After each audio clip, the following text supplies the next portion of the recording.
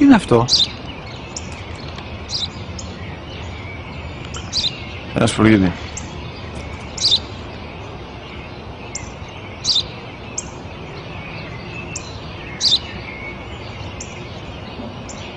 Τι είναι αυτό? Μόλις τώρα στο πατέρα, σπουργίτη είναι.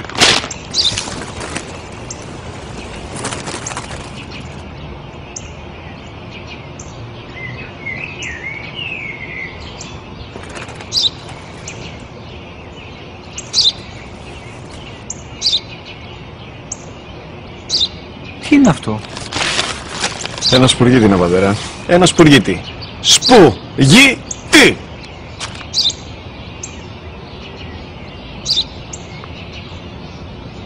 Τι είναι αυτό? Γιατί το κάνεις αυτό το πράγμα, μπορείς να μου πεις? Τόσες φορές σου είπα, είναι ένα σπουργίτη! Δεν το καταλαβαίνεις! Πού πας?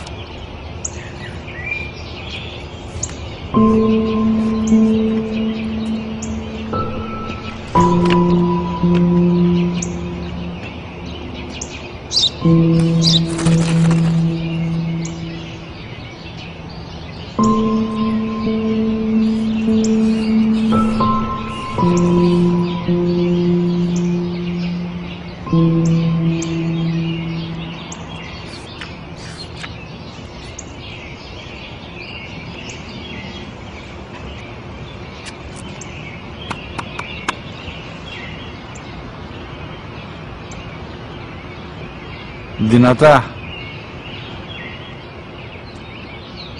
Σήμερα ο μικρός μου γιος που πριν λίγες μέρες έκλεισε τα 3 καθόταν μαζί μου έξω στο πάρκο όταν ένα σπουργίτη ήρθε και κάθισε απέναντί μας.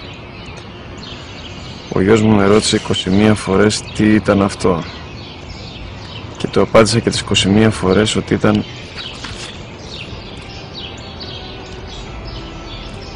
ένα σπουργίτη.